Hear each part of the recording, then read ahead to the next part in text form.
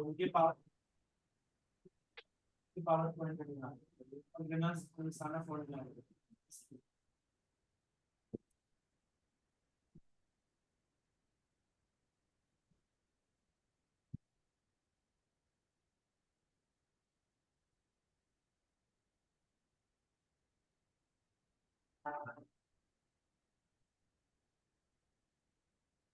जी जुड़ जाइए, बैठक शुरू हो गई। आप पैनल पे हैं? आप कहाँ पे हैं? क्या नाम से दिखा रहे हैं? हम सबको आगे बढ़ना है, अभिषेक जी, चलाना है। अभिषेक जी, सुनीता भरतवाल दीदी जुड़ी हुई है अटेंडेंस की लिस्ट में, उनको थोड़ा परमिशन दे दीजिए। यस मैं देती हूँ। अब हमें सुनीता भरतवाल बनाना है, आपको दे रहे सबको आगे परमिशन। बढ़ना है, ये अभियान चलाना है। स्वावलंबी भारत, अब हमें मिलके आपने किसको बोला विकास जी? प्रदीप चौहान जी और सुनीता भरतवाल दीदी। प्रदीप एस चौहान जी भाई साहब अटेंडेंस लिस्ट में को होस्ट कर दीजिए। अच्छा क्या नाम बताया आपने? योगी? प्रदीप एस चौहान भाई साहब हैं ओके ओके। जी।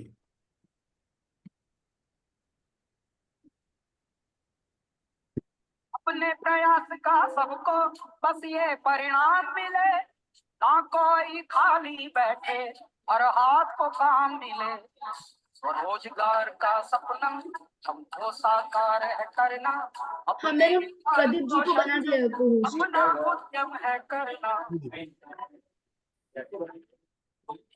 दम से हमको विश्व पे छाया है। स्वावलंबी भारत, स्वावलंबी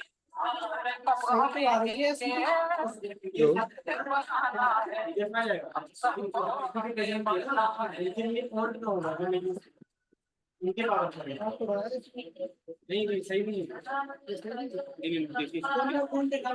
दूसरे वाले से देखिए कैसे यार नाम तो बता। हेलो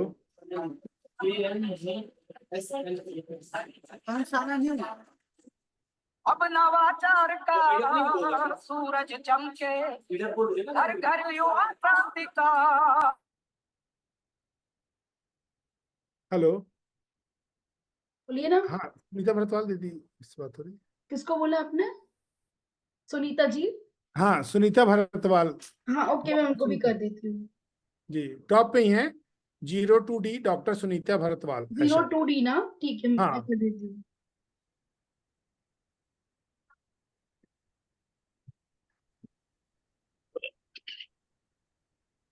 क्या जी भाई बात है, साहब। आज गीत गीत वाला भी नहीं लगा कोई?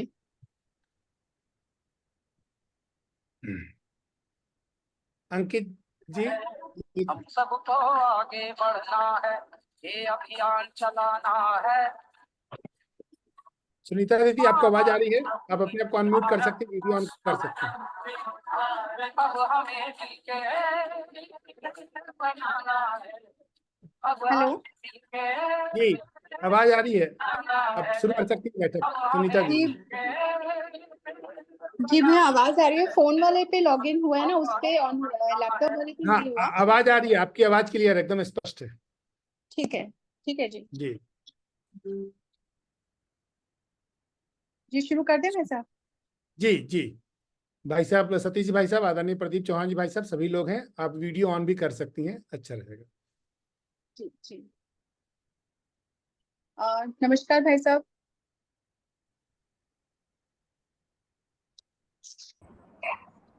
नमस्कार।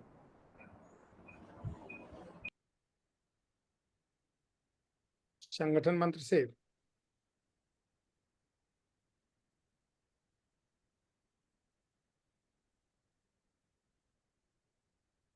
एक मिनट भाई साहब। जी जी भाई साहब मैं शुरू कर सकती हूँ ना?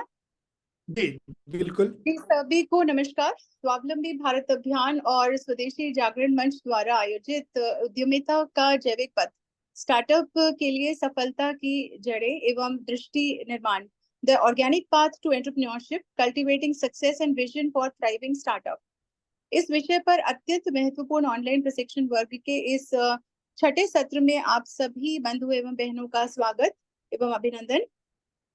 आज इस सत्र का आरंभ हम संगठन मंत्र से करेंगे और संगठन मंत्र जो है हम लेंगे।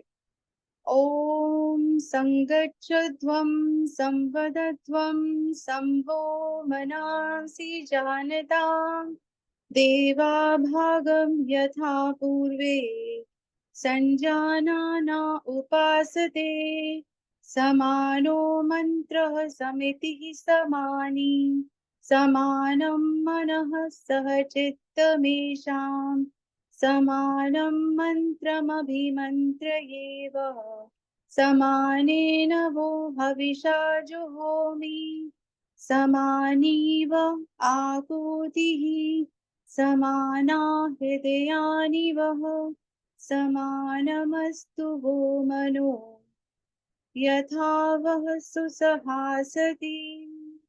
ओम शांति शांति शांति। संगठन मंत्र पश्चात हम ई कार्यशाला के इस छठे सत्र में हमारे स्वावलंबी भारत अभियान एवं स्वदेशी जागरण मंच के वरिष्ठ अधिकारी और सत्र की अध्यक्षता करने हेतु आए हुए हमारे अध्यक्ष आज के सत्र के उन सभी का परिचय कराना मेरे लिए अत्यंत प्रसन्नता का विषय है। आज के सत्र में हमारे मुख्य वक्ता, हमारे मार्गदर्शक माननीय सतीश कुमार जी, अखिल भारतीय सह संगठन, भाई साहब प्रणाम। और उनके साथ हमारे साथ रहेंगे सम्मानीय प्रोफेसर राजकुमार मित्तल जी, अखिल भारतीय सह संयोजक स्वदेशी जागरण मंच, सर नमस्कार। प्रोफेसर प्रदीप चौहान जी, सचिव स्वदेशी शोध संस्थान नई दिल्ली। प्रोफेसर विकास जी अमरकंटक से रहेंगे जो इस कार्यशाला के ऑर्गेनाइजर भी हैं। और उनके साथ हमारे सत्र की अध्यक्षता, छठे सत्र की अध्यक्षता करने के लिए प्रबुद्ध बुद्धिजीवी, समाजसेवी और हमारे आदरणीय डॉक्टर शशांक मणि त्रिपाठी जी देवरिया से रहेंगे। स्वावलंबी भारत अभियान में उद्यमिता की महत्वपूर्ण भूमिका से हम हमारे वरिष्ठों माननीय सतीश कुमार जी व सत्रों के सभी सम्मानीय अध्यक्षों और आदरणीय प्रोफेसर राजकुमार मित्तल जी द्वारा लिए गए प्रस्तावना, इन सभी द्वारा हम सभी कार्यकर्ता बंधु और बहनें भली भांति अब इस विषय से अवगत हो चुके हैं कि उद्यमिता में भी जैविक उद्यमिता जो है वो हमारे इस अभियान को कितना और किस किस प्रकार से गति दे सकती है। जैविक उद्यमिता जो हमारी भारतीय सभ्यता में समाहित है, उसे बहुत सारे उदाहरणों सहित पिछले 4 दिनों में हमने देखा, सुना और समझा।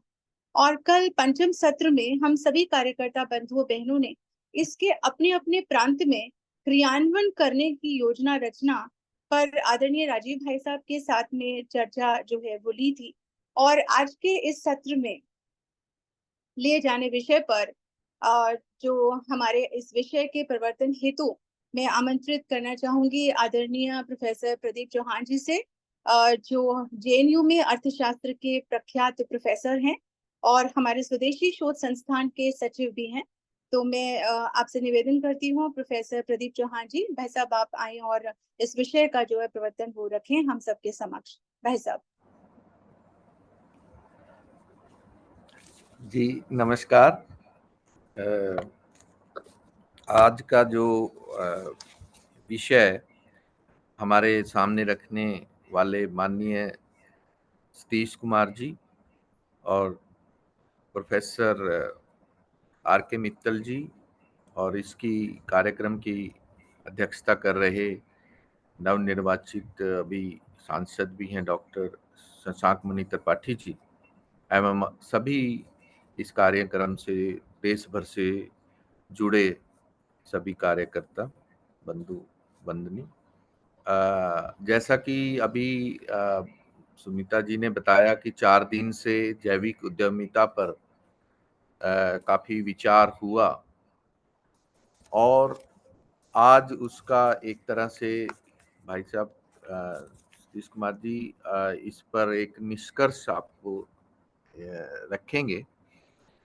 क्योंकि जैविक जो उद्यमिता है उसका जैविक पथ क्यों अपनाना चाहिए और भारत के विकास में ये किस प्रकार से अपनी भूमिका निभा सकते हैं। उसके अलावा अगर आप पूरा विकास का इतिहास देखें या बहुत से जो ऐसे देश जो आज आधुनिक जो विकास के एक मॉडल बने हुए हैं, या भारत का ही अगर इतिहास देखें तो भारत में उद्यमिता ने किस तरीके से की क्या भूमिका अदा की है। और जैसा कि आज हम अगर भारत को कह रहे हैं कि ये एक आम धारणा है कि ये कृषि प्रधान देश है, परंतु भारत कभी उस तरह से कृषि प्रधान देश नहीं बल्कि एक इंडस्ट्रियलाइज्ड कंट्री रहा है। घर घर में यहाँ पर उद्योग रहा है और इसी उद्यमिता ने भारत को बहुत सालों तक, सैकड़ों सालों तक भारत को शीर्ष पर रखा है, चाहे उत्पादन में, चाहे आप व्यापार में, अंतर्राष्ट्रीय व्यापार में। तो आज भी भारत वो अपनी जो पुराना जो भूमिका है और अपना जो एक तरह से रोल है वो एक बार फिर से उसको प्राप्त करने की ओर अग्रसर है।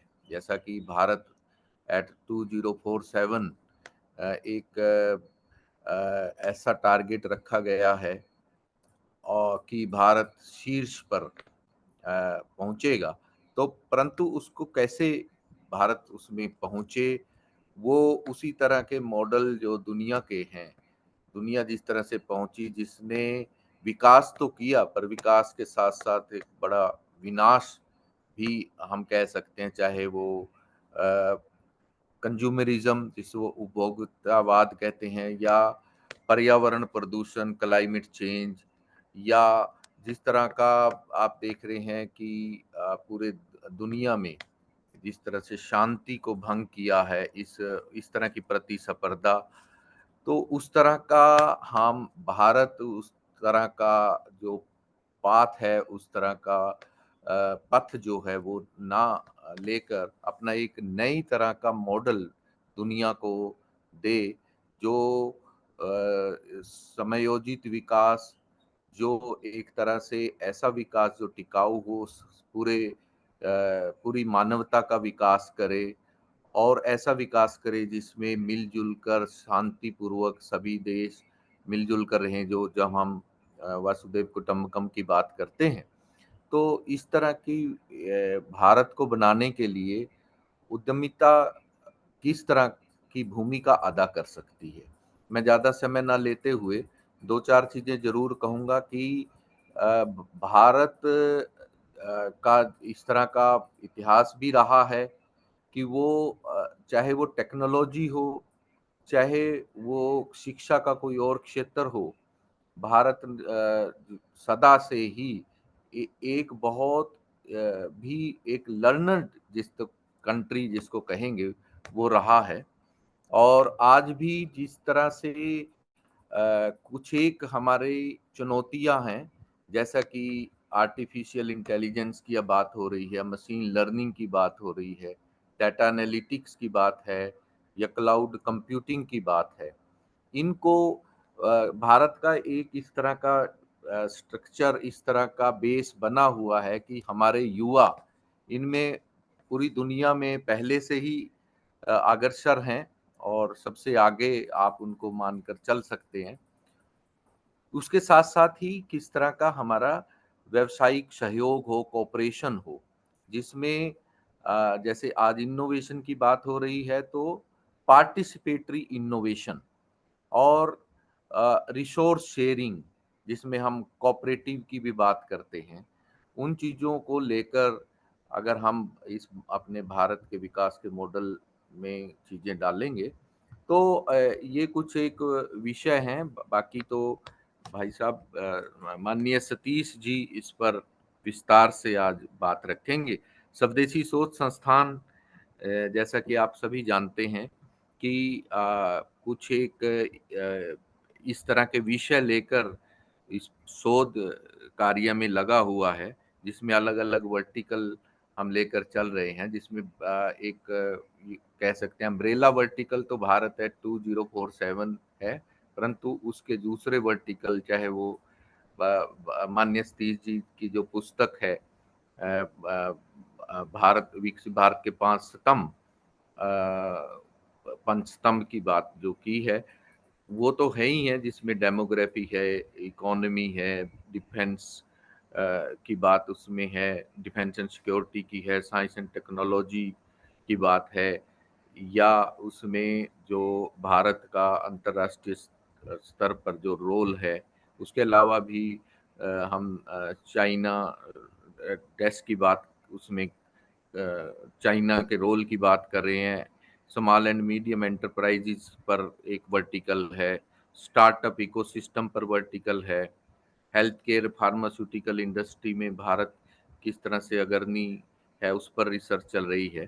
तो इन सब वर्टिकल पर स्वदेशी शोध संस्थान जो है वो एक बड़ी शिद्दत से बड़े गंभीर इन विषयों पर रिसर्च कर रहा है। उसके बहुत से जो रिसर्च इंस्टीट्यूट भारत वर्ष में चाहे चेन्नई चैप्टर है, भोपाल चैप्टर है, कई चैप्टर हमने शुरू किए हैं और कुछ चैप्टर बहुत जल्दी शुरू होने वाले हैं। तो उसका सारे का जो स्वदेशी शोध संस्थान का जो पूरा फोकस भी इसी भारतीय मॉडल और भारत एट 2047 पर उसको किस तरीके से लेकर जाना है, उसी पर फोकस कर रहा है। तो इन्हीं शब्दों के साथ मैं अपनी बात पूर्ण करता हूँ। धन्यवाद। जी धन्यवाद भाई साहब। भाई साहब आवाज आ रही है? जी जी जी आ रही है, आवाज आ रही है। अब तक के सभी सत्रों में माननीय सतीश कुमार जी जो हमारे अखिल भारतीय संगठक स्वदेशी जागरण मंच में हैं, ने हमें जैविक उद्यमिता की परिभाषा से लेकर उसके सभी बिंदुओं को, सभी एस्पेक्ट्स को लेकर हमारा ज्ञानवर्धन किया। और जैविक उद्यमिता की जो पुस्तक है उसमें संकलित किए गए जितने भी प्रेरक उद्यमियों की सक्सेस स्टोरीज हैं, उनसे जैविक उद्यमिता की सभी अवधारणाओं को हम सभी कार्यकर्ता बंधुओं ने समझा। आज के इस छठे सत्र में हम माननीय सतीश कुमार जी भाई साहब से दोबारा अनुरोध करते हैं कि वे अपने उद्बोधन से हम सभी का मार्गदर्शन करें और हमारा ज्ञानवर्धन करें, ताकि हम इसे जैविक उद्यमिता को अपने अपने प्रांतों में नीचे के स्तर तक ले जा सके, और जिसके लिए जो हमारा कॉन्फिडेंस एक डेवलप हुआ है उसको थोड़ा सशक्त करें। भाई साहब आपसे अनुरोध कि आप अपने उद्बोधन जो है वो शुरू करें। भाई साहब। हाँ, नमस्कार बहन जी, नमस्कार भाई धन्यवाद। साहब। तो अभी यहाँ पर अपने 5 दिन से जो अपनी कार्यशाला चल रही है, उसके कारण से देश भर से अपने स्वावलंबी भारत अभियान के और स्वदेशी के कार्यकर्ता जुड़े हुए हैं। आज छठा दिन है और हम लोगों ने अलग अलग विषयों पर इतने दिनों में चर्चा की है। मुख्य रूप से हम सब लोग शुरू से ही भारत के रोजगार सेक्टर को कैसे ठीक किया जा सकता है, भारत के प्रत्येक युवा को कैसे रोजगार युक्त किया जा सकता है, इस पर चल रहे हैं। और शुरू में ही उसका कुछ निष्कर्ष दोहरा रहा हूं कि रोजगार की परिभाषा नौकरी, एक्चुअली नौकरी के लिए अंग्रेजी में शब्द है जॉब्स। तो जॉब्स और एम्प्लॉयमेंट, इसको एक करना ये भारत की सबसे बड़ी प्रॉब्लम्स में से एक रहा है। मेरी आवाज साफ आ रही है? जी भाई साहब आवाज एकदम स्पष्ट है। बिल्कुल ठीक। ऑडियो वीडियो दोनों? जी ओके फाइन। तो भारत के एम्प्लॉयमेंट सेक्टर के सबसे बड़ी दिक्कत ये हुई है कि उन्होंने जॉब्स और एम्प्लॉयमेंट इसको आपस में पर्यायवाची जैसा कर दिया, जबकि जॉब्स एक बात है। जॉब्स हमारे देश में 10% से ऊपर ऑर्गेनाइज सेक्टर में है नहीं, और जो छोटी पुअर जॉब्स हैं वो भी 9-10% और, यानी 20% से ऊपर किसी भी प्रकार का जॉब का हमारा है नहीं। लेकिन जॉब को ही एम्प्लॉयमेंट कहने से रेस्ट ऑफ द 80% लोगों के बारे में उपेक्षा हो गई। तो इसलिए हम सब लोगों ने उसको ठीक किया है और कुल मिलाकर एक विषय चला हुआ है कि रोजगार यानी रोजगार है, अच्छी और नियमित कमाई, इसको रोजगार कहते हैं। वे चाहे आपका स्वरोजगार से आए, चाहे वो कृषि में मूल्य संवर्धन करने से आए, चाहे आप स्टार्टअप शुरू करते हैं उससे आता है, या किसी और चीज से आता है। तो इसलिए हम इस विषय पर तब से इस समय पर चल रहे हैं, और वो करते हुए हम लोगों को आया कि उद्यमिता पर अगर सारा देश दोबारा से आ जाए जैसे कि हम हमेशा से रहे हैं, तो भारत पूर्ण रोजगार युक्त भारत हो सकता है। तो उद्यमिता पर कैसा है, जब उद्यमिता का हम लोगों ने अध्ययन किया तो पाया कि उद्यमिता में बहुत से इशू ऐसे इन्वॉल्व हो गए हैं, जैसे बड़ी मात्रा में किया तो वो शायद ठीक ही उससे होगा, लेकिन वो वेस्टर्न दृष्टिकोण था है कि भाई बैंक से फंडिंग करें और लोन से लें, सब्सिडियां दें, गवर्नमेंट की स्कीमें करें। भारत जैसे ट्रेडिशनल देश में लोगों को बैंक से लोन लेना, ये उनके साइकोलॉजिकल उसमें भी बहुत ज्यादा बैठता नहीं है, और फिर जो ले भी लेते हैं वो उसका पूरा उपयोग कर नहीं पाते। और इसलिए बहुत बार ऐसा ध्यान में आ रहा है, स्टडी में आ रहा था कि बहुत बार बैंक से लोन लेना या किसी फाइनेंशियल इंस्टीट्यूशन से लोन लेना, ये बल्कि उसके स्वरोजगार के मार्ग में एक बाधा जैसा भी बन जाता है बड़ी मात्रा में। तो एनीवे क्या रास्ता हो सकता है, तो कुल मिलाकर अपने लोगों ने सारा सर्वेक्षण किया, देश भर के कोई 200 के लगभग विश्वविद्यालयों में अपने लोगों का जाना हुआ, सैकड़ों कॉलेज और स्कूलों में जाना हुआ। वहां के जो युवाओं ने हमें ही सिखाया बल्कि, और वे इस उद्यमिता के सहज रूप से बड़ी मात्रा में लाखों की संख्या में स्वरोजगार की तरफ जा रहे हैं। इसी को ही हमने भारतीय उद्यमिता या ऑर्गेनिक रूट उद्यमिता का, या ऑर्गेनिक एंटरप्रेन्योरशिप, कोई भी नाम कह लो, वो हमने कहा है। तो उसके 5 दिनों में हम लोगों ने आइडिया क्रिएशन कैसे होता है, सीड मनी कैसे होता है, ऑफिस कहाँ खोलना चाहिए, मार्केटिंग के इश्यूज आए तो कैसे निपटेंगे, फाइनेंस का कैसे करेंगे, और कंप्लायंस वगैरह में कैसे होना, उधार अगर फंसती है तो फिर उसमें से कैसे निकलना। तो इन सब विषयों पर हम सब लोगों ने पिछले 5 दिनों में चर्चा की है। आज उसी का ही एक हिस्सा है, चुनौतियां जो आती हैं, कठिनाइयां आती हैं, चुनौतियां आती हैं सफल उद्यमी को, उसको कैसे आगे निकलना है उसमें से। तो सबसे पहले हमने उसमें कहा है कि चुनौतियों से निपटने के लिए सबसे बड़ी सकारात्मक दृष्टिकोण चाहिए। अब चुनौती किस प्रकार की आएगी आप कह नहीं सकते, लेकिन आएगी, आने की संभावना पूरी होती है उद्यमी को। तो उसमें से निकलने का एक लिए सबसे पहले चाहिए सकारात्मक दृष्टिकोण, कि नहीं हाँ कोई बात नहीं, प्रॉब्लम आई है, कठिनाई आई है। तो लोग जो घबरा जाते हैं, धैर्य छोड़ बैठते हैं, या जैसे ही थोड़ी कठिनाई आई अरे बाप रे मैं क्या करूंगा, और क्विटिंग की तरफ जाते हैं, उसकी बजाय वे एक सकारात्मक दृष्टिकोण अगर रखते हैं कि नहीं नहीं नहीं देखते हैं इसमें से कोई ना कोई रास्ता जरूर निकलेगा, रास्ता जरूर निकलेगा। मेरे को ध्यान है कि जिस समय पर कोरोना की महामारी आई थी, सारा देश कांप रहा था, विश्व कांप रहा था, लेकिन उस समय भी हमारे देश के प्रधानमंत्री जी ने कहा सबको कोई बात नहीं, स्वयं मास्क लगा कर आते थे, कोई बात नहीं भाई हम इससे निपट जाएंगे, चलो थाली बजाने का हिसाब किताब करो, चलो उत्साह भरने का काम करो। कोई दवाई नहीं निकली थी, कोई वैक्सीन नहीं निकली थी, कोई सारा देश परेशान था। तो देश को कभी थाली बजवाई, कभी दिए जलवाए, कभी बाकी किया, ये क्या था, एक बड़ा व्यापक सकारात्मक दृष्टिकोण था कि निराशा को आशा में बदलो, ऐसे छोटे छोटे प्रयोग करो, और वो बड़े कामयाब हुए। और जब तक वैक्सीन निकली तब तक समाज को बंधाए बैठे रहना, समाज को आश्रय दिए रखना, वो कितनी बड़ी बात थी जो उस समय पर अपने यहाँ पर हुई। उसका मुख्य कारण था सकारात्मक दृष्टिकोण जो है वो चुनौतियां निपटने में सबसे सहायक होता है। और फिर सब दूसरी बड़ी बात क्या होती है, उद्यमी अवसर को पहचानता है। यानी ये बड़ा ध्यान करने वाली बात है कि अवसर को पहचान, सकारात्मक दृष्टिकोण भी जरूरी है। एक छोटा सा प्रसंग मेरे को अपने ही ध्यान में आता है। जब हम पढ़ते थे, हम एक ही क्लास के 3 लड़के थे। हम तीनों की फैमिली बैकग्राउंड जो बिल्कुल एक जैसी थी, लोअर मिडिल क्लास में, बिल्कुल सामान्य, लोअर मिडिल भी नहीं कहना चाहिए, लोअर ही कहना चाहिए। तो तीनों का एक जैसा था, बाकी सब था। लेकिन उस समय से लेकर आज तक जब मैं देखता हूँ, तो मैं तो खैर सामाजिक क्षेत्र में आ गया, दूसरा शिक्षा क्षेत्र में बहुत आगे निकल गया, लेकिन तीसरा जो है बैंक की छोटी सी एक मामूली सी उसमें रहा। पढ़ाई में शायद वो मेरे से 19-21 में थोड़ा सा आगे ही रहा होगा।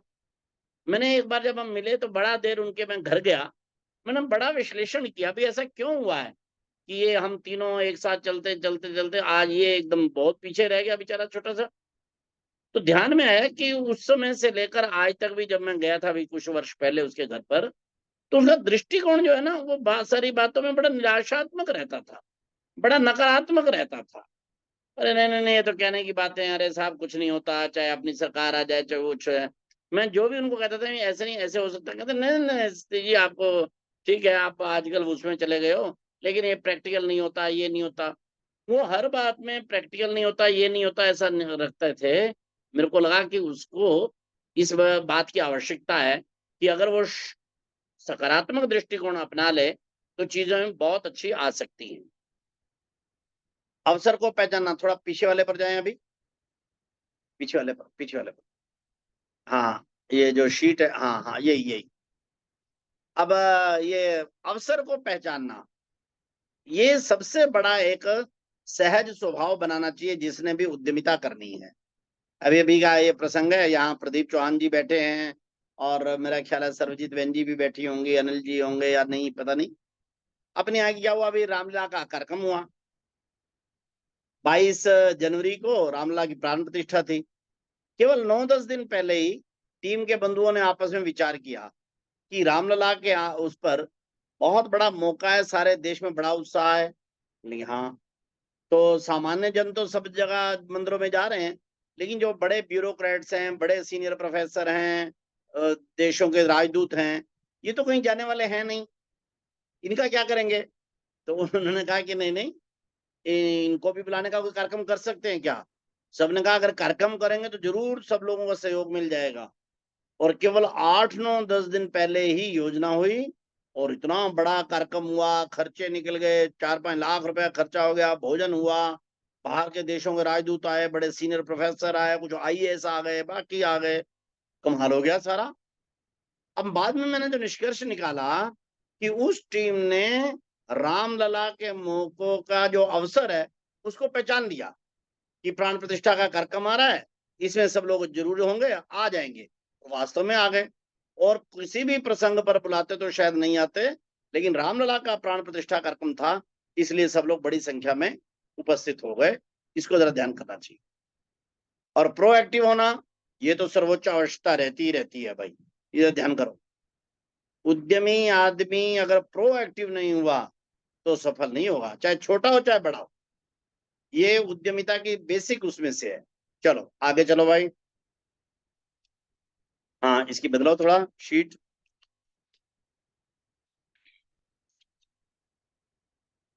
और एक बात और ध्यान रखिए कि कठिनाई के पिछले भाग में अवसर होता है। कठिनाई के पिछले भाग में अवसर होता है क्या? नहीं, ये क्या चीज है? तो अवसर है सामने से अवसर। बहुत से लोग तो सामने से अवसर का भी उपयोग नहीं कर पाते। और बाकी कठिनाई को, मैंने पिछली बार भी ये कहा था, कठिनाई और अवसर ये जुड़े हुई चीजें होते हैं। कठिनाई के पीछे की तरफ से अवसर होता है, अवसर सामने की तरफ से अवसर होता है। तो इसलिए, और उसका एक उदाहरण भी मैंने बताया था, शोक सभा में कैसे कमाया, वो उसका वहां पिछली बार मैं कहा था, इसलिए अब मैं बार बार नहीं देता हूं, लेकिन कुल मिलाकर ये है। और चर्चा, चिंतन और अध्ययन, ये हैं सफल होने के तरीके। जो भी हैं वो चर्चा, चिंतन, अध्ययन करते हैं क्या? तो ये अगर करते हैं तो देखिए आप सफल होते रहते हैं। काम बढ़ाना, think big, think new, think out of box. अच्छा ही किया यहाँ पर धीरू भाई अंबानी जी का चित्र लगाया है, आप लोग देख रहे होंगे। अब धीरू भाई अंबानी शुरू में सामान्य पेट्रोल पंप पर काम करते थे, उससे पहले तो कहते हैं कि वो अध्यापन का कार्य भी करते थे। आज रिलायंस जो भी है वो धीरू भाई अंबानी के कारण से। उनकी अगर कोई विशेषताएं कहेगा तो वो यही है, थिंक बिग। एक मामूली से पेट्रोल पंप पर काम करने वाले व्यक्ति ने मैं भारत का सबसे अमीर शख्स हो सकता हूं इतना बड़ा सोचा। थिंक फास्ट, यानी जरा तेजी भी रखते थे। थिंक अहेड लिखा है, ahead of ideas are no one's monopoly. Think big, think new, think out of box. ये अंबानी का नहीं, ये केवल सारे विश्व भर के जितने भी उद्यमी हैं ये उनके लिए भी है। गूगल के जो हैं सुंदर पिचाई, उन्होंने कहा कि Google never goes traditional, we are innovative. हम नए नए थिंकते रहते हैं, न्यू थिंकिंग ये हमारा प्रोसेस में ही है। अगर हम न्यू थिंकिंग नहीं रहेंगे तो हम गूगल नहीं रहेंगे, हम बड़ी कंपनी नहीं रहेंगे। और think out of the box कैसा रहता है? ये जो स्टीव जॉब ने एप्पल बनाने का और इसका हिसाब किताब निकाला, एकदम आउट ऑफ बॉक्स आइडिया। किसी को ट्रेडिशनल ये विचार ही नहीं आ सकता था कि इस प्रकार का मोबाइल और इस प्रकार का चीजें बन सकती है। जरा ध्यान करना, आउट ऑफ बॉक्स आइडिया ही सारी दुनिया के अंदर सबसे अधिक और आपको पैसा कमाने में या उद्यमी बनाने में सहायता करता है। तो ये जरा ध्यान करिए, हमने 5 वो दिए थे। सबसे पहला तो यही था कि don't be job seeker, be job provider.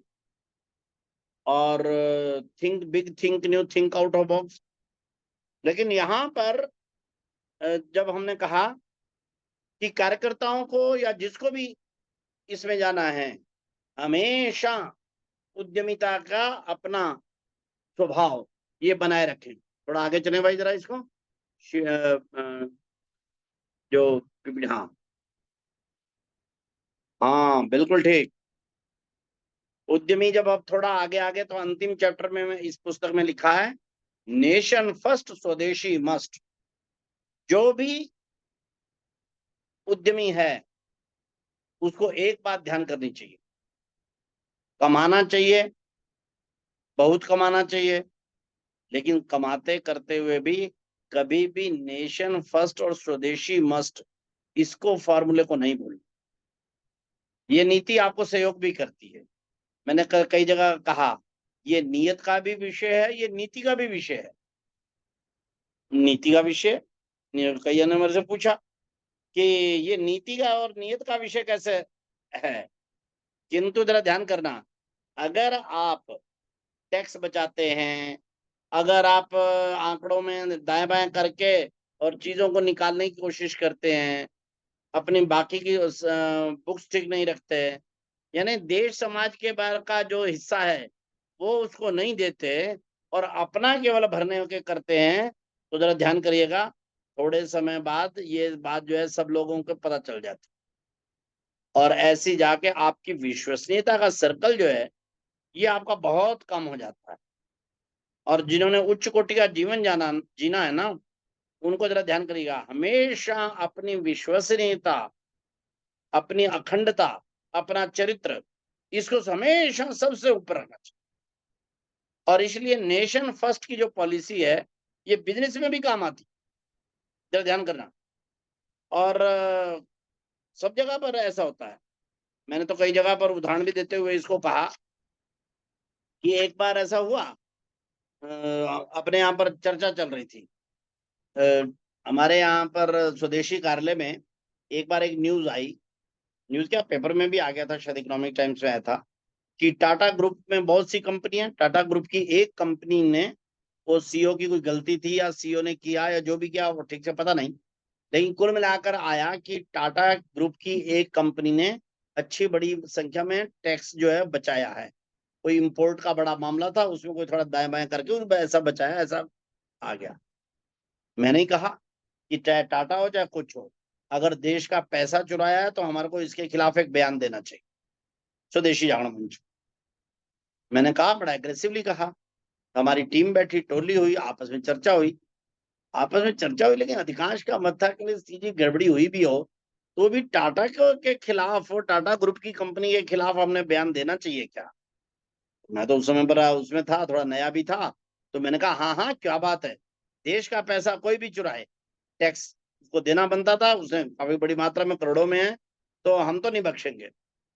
लेकिन बाकी सारी टीम का समर्थन नहीं मिल रहा था, तो मैंने कहा क्या हुआ भाई, काफी चर्चा हुई, ये हुआ, अच्छा अगले दिन पे छोड़ा, अगले दिन पे भी बातचीत हुई। तो एक प्रमुख अधिकारी ने कहा स्टीव जी, अगर किसी अपने उससे गलती हो भी गई है तो क्या जरूरी है क्या हमारा अपना सार्वजनिक बयान दें? हम समर्थन तो नहीं करते, लेकिन हम जरूरी थोड़ी है, एक आध बार देखना भी चाहिए। और कुल मिलाकर बयान नहीं दिया गया।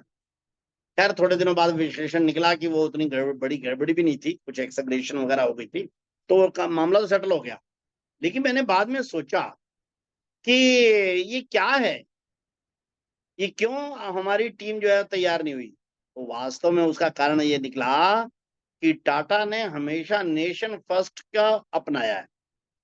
चाहे मुंबई में ब्लास्ट के समय पर हुआ हो, आतंकवादी हमला हुआ हो, या फिर एयर इंडिया का मामला हो, या कोई भी मामला हो, टाटा ग्रुप ने और टाटा उसमें हमेशा से नेशन फर्स्ट की वो पॉलिसी रखते हैं। और इसका लाभ जो है उनकी विश्वसनीयता इतना बड़ा कि अगर उस ग्रुप की एक कंपनी के एक सीईओ ने कोई गड़बड़ कर भी दी तो सभी ने कहा कि नहीं नहीं ठीक है चलो माफ करो छोड़ो, अरे कोई नहीं देख लेंगे अगली बार इसको सेट कर।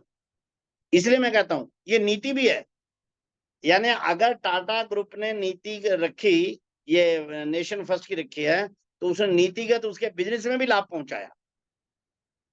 ये उसने डिमांड नहीं की, ये उसने मांगा नहीं, लेकिन उसके कारण से जो करते हैं उसको विश्वसनीयता का लाभ मिलता है। तो ये नीति छोटे लेवल पर भी होती है, बड़े लेवल पर भी होती है। इसलिए नेशन फर्स्ट स्वदेशी मस्ट, ये हमारी नियत का भी विषय है और ये हमारी नीति का भी विषय है। नियत यानी मन से, हम दिल से चाहते हैं कि नेशन फर्स्ट होना चाहिए भाई। आखिर अपने लिए क्या जीना है? हम जो कमाई करते हैं वो दाएं बाएं समाज से इससे उससे करके तो करते हैं। अगर ये सब सहयोगी ना हो तो हम कमाई किससे करेंगे? तो फिर देश और समाज के लिए कोई देने की बारी आए तो पीछे क्यों हटना? और इसी से ही जुड़ता हुआ बात है स्वदेशी मस्ट। देखिए खासकर देश भर के करोड़ों लघु उद्यमियों के जिसके लिए कार्यक्रम चल रहा है उद्यमिता का, हम चाहेंगे कि हमारे स्थानीय प्रोडक्ट होते हैं हमारे को खरीदा जाए। और हम अगर चाइनीज प्रोडक्ट खरीदें तो चाइनीज खिलौना सस्ता है, चाइनीज लड़ी सस्ती है, चाइनीज कोई और आइटम सस्ती है, इसलिए हम उसको खरीद लाएं। और फिर हम चाहेंगे हमारा प्रोडक्ट बाकी लोग खरीदें, क्यों? तब हम स्वदेशी का नहीं करेंगे ना। जरा ध्यान कर लीजिए भाई, हम चाहते हैं कि हमारे लोकल कंपनियां हमारा प्रोडक्ट, यानी मैं कुछ चीज बनाता हूं तो कल को हमारे लोग खरीदें, और मैं देखूं कि मेरे मुकाबले में और वो चाइनीज या कोई दूसरी देश की चीजें खरीद रहा है, तो मेरे को कैसा लगेगा? इसलिए मेरे को स्थानीय खरीदना ये वास्तव में घूमकर मेरा ही पक्ष पे आएगा। इसलिए स्वदेशी और स्थानीय खरीदना ये भी वही पक्ष है जो मैंने पहले कहा, नीति भी है और नियत भी है, दोनों चीजें हैं। इसलिए हमारे को ये ध्यान करना चाहिए कि हम स्थानीय स्तर की चीजें खरीदते हैं क्या। अब वही कोई बहुत बड़ी आइटम हो गई, कोई ऐसा मोबाइल कंप्यूटर ऐसा हो गया जो कि हमारे को स्थानीय कंपनी का, अपने देशी कंपनी का नहीं मिल रहा, समझ में आता है। लेकिन टूथपेस्ट के मामले में, तेल के मामले में, साबुन दाल के मामले में, ये ऐसी कौन सी चीजें हैं भाई जो हमारे देश में अपने यहाँ नहीं बनती, अपने प्रांत में ना बनती हो? ये तो ऐसी चीजें नहीं है। और घर परिवार का जो बजट होता है वो 80-85% बजट जो है वो ऐसी चीजों का होता है जो कि हमारे यहाँ पर अपने जिले में ही बनती होती है, बहुत होता है तो अपने प्रांत में बनती है। भाई हम कार खरीदेंगे कब? 8 साल में। मोटरसाइकिल खरीदेंगे कब? 5-7 साल में। एसी या जो ऐसी बड़ी आइटम है, मोबाइल है, कब खरीदेंगे? 3-4-5 साल में। लेकिन टूथपेस्ट हर महीने खरीदेंगे, साबुन हर हफ्ते ही खरीदेंगे, तेल हर 10-12 दिन 15 दिन में, महीने में हमारे को खरीदना ही पड़ता है, स्टेशनरी है और कितनी आइटमें रहती। तो अपने महीने का घर का बजट देखेंगे तो 85-90% टोटल देश सारे साल का बजट ऐसी ही आइटमों का होता है। तो इसलिए स्थानीय खरीदना थोड़ा सा भी हम ध्यान में करेंगे कि बाजार जाते हुए ध्यान करिए कि चाइनीज तो नहीं है, कोई और विदेशी कंपनी की तो नहीं है, मल्टीनेशनल कंपनी की तो नहीं है। आज मैं यहाँ जयपुर में हूँ और यहाँ पर अभी उन्होंने कहा कोल्ड ड्रिंक ले आए। मैं कहा, क्यों, कौन सी कोल्ड ड्रिंक लाएंगे? कि नहीं नहीं, यहाँ पर एक दूसरी जो है वो ऐसा है, यहाँ पर अच्छी जलजीरा जैसा है। मैं कहा हाँ हाँ फिर तो पी लेंगे। वो मैंने देखा कई वो पेप्सी और कोका और फलाने ठिकाने इनसे कहीं अच्छी टेस्टी थी और रेट भी उसका उसके कंपैरेटिवली अच्छा था। अरे कमाल है। तो फिर भी अपने लोगों को आदत पड़ी हुई है कि पेप्सी कोला और कोका कोला पीना, जब अवेलेबल है दूसरे आजकल प्रोडक्ट। पहले कभी था कि हमारे लोकल कंपनियों के प्रोडक्ट जो है ये अच्छे अवेलेबल नहीं होते थे। आज तो ऐसा नहीं है, आज तो अवेलेबल होते हैं बड़ी चीजें। इसलिए अगर हम चाहते हैं कि हमारे देश की समृद्धि हो, हमारी समृद्धि हो, मेरे छोटा जो है स्टार्टअप चले, मेरी चीजें बिके, तो मुझे खरीदनी भी फिर लोकल चीजें चाहिए। प्रधानमंत्री भी बार बार बोल रहे हैं बी वोकल फॉर लोकल। क्यों? स्थानीय हमारे वो चले, उद्यम चले, स्थानीय लोगों को एम्प्लॉयमेंट मिले, इकोनॉमी का लोकल बूम हो। तो इसलिए इसको जरा ध्यान करना चाहिए। हमारे यहाँ कहते थे इच्छा से देसी, जरूरत से स्वदेशी और मजबूरी में विदेशी। इच्छा से देसी, देसी यानी क्या? जो लोकल लेवल पर बनती है हमारे जिले में जो बनी हुई चीज होती है उसको कहते हैं देसी, उससे देसी। जरूरत से स्वदेशी, मोटरसाइकिल है हमारे प्रांत में नहीं बनती, मेरे जिले में नहीं बनती, पूना में बनती है, गुरुग्राम में बनती है, ओके, मेरे देश की है ना, मैं खरीद लूंगा। मजबूरी में विदेशी। मजबूरी क्या है? आपके घर का बुजुर्ग बीमार हुआ, आप गए हॉस्पिटल में, डॉक्टर ने स्लिप लिख के दी, आपने चिट ली, आप केमिस्ट के पास गए, तो केमिस्ट क्या होता है? अरे भाई उसने देखा, अरे आप तो स्वदेशी वाले हैं लेकिन ये तो जर्मनी की कंपनी की है, बोलो इंजेक्शन दूं या नहीं दूं? तो यहाँ पर क्या है? ये मजबूरी है कि डॉक्टर ने लिख कर दिया है, घर का बुजुर्ग बीमार है और वो कर दिया है, तो क्या करना? वहां पर नहीं सोचना, वहां उन्होंने हाँ ले लीजिए। हाँ, साथ में क्या कहा? मजबूरी को धीरे धीरे खत्म करते जाना। इच्छा से देसी, जरूरत से स्वदेशी और मजबूरी में विदेशी, और मजबूरी को धीरे धीरे कम करते जाना।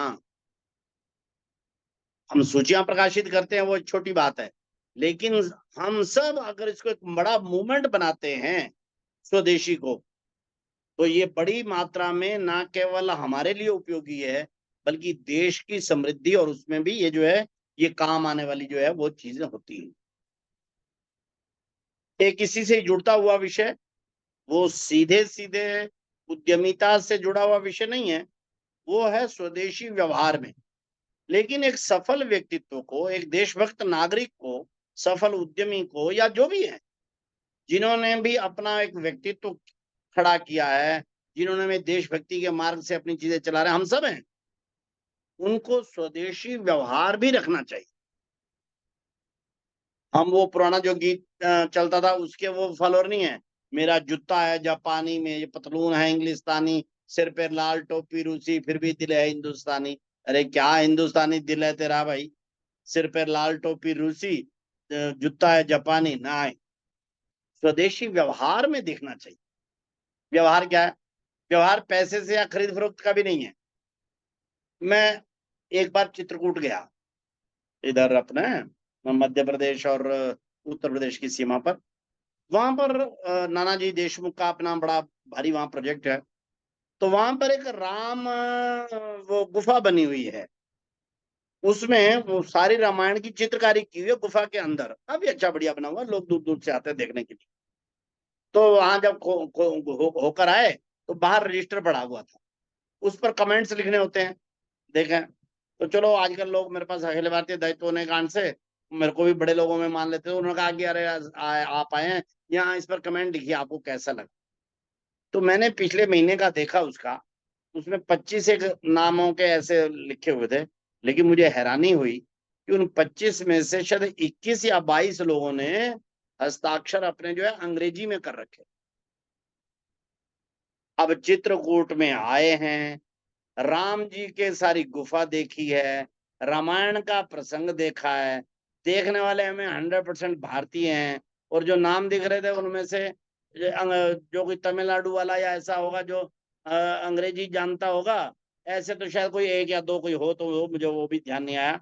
यानी वो 22-25 लोग हिंदी जानते थे, राम भगत है, लेकिन हस्ताक्षर अंग्रेजी में कर रहे हैं। क्यों भाई? कोई ऐसा भी नहीं है कि मैं बैंक में पहले किए हुए हैं तो अब बदलूं कैसे, ऐसी भी कोई मजबूरी नहीं थी। वहां पर कमेंट्स लिखने थे। रामायण के राम जी का मंदिर या गुफा मुझे बहुत अच्छा लगा, ये अंग्रेजी में लिख रहे हैं। अरे मैं कहा कैसा विचित्र देश है ये, क्या है ये? मानसिकता में अभी भी हमारे जो है अंग्रेजियत ये रह रही है। अंग्रेजों को गए हुए 77 साल हो गए राजकीय दृष्टि से, लेकिन कल्चर में या सोच में अभी मामले छूटे हुए। ऐसे बहुत छोटी छोटी मामले में घर के अंदर हम वो बच्चे जन्मदिन मनाते हैं। जन्मदिन मनाना तो कोई गलत बात नहीं है, अच्छी बात है। लेकिन बच्चे जब उसमें मोमबत्तियां बुझाते करते रहते हैं, हमारे भी जो रोकते नहीं उनको, हम भी हैप्पी बर्थडे टू यू करते रहते हैं। क्यों भाई? हमारी संस्कृति क्या है? उनकी संस्कृति है दिए बुझाने की, मोमबत्तियां बुझाते हैं वो। हमारी संस्कृति है दिया जलाने की।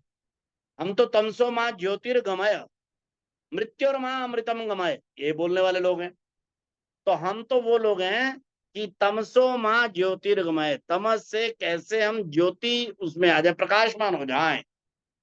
तो मानो हमारे बच्चे का जन्मदिन है और वो मानो 12 साल का है, तो हम उसको कहेंगे शाबाश बच्चे, यहाँ एक 12 अच्छे दिए रखो, ये देखो एक एक और जलाओ इनको, और आज से 13वां वर्ष शुरू हो रहा है, तो इसलिए इसका प्रतीक 13वां एक बड़ा दिया जलाओ।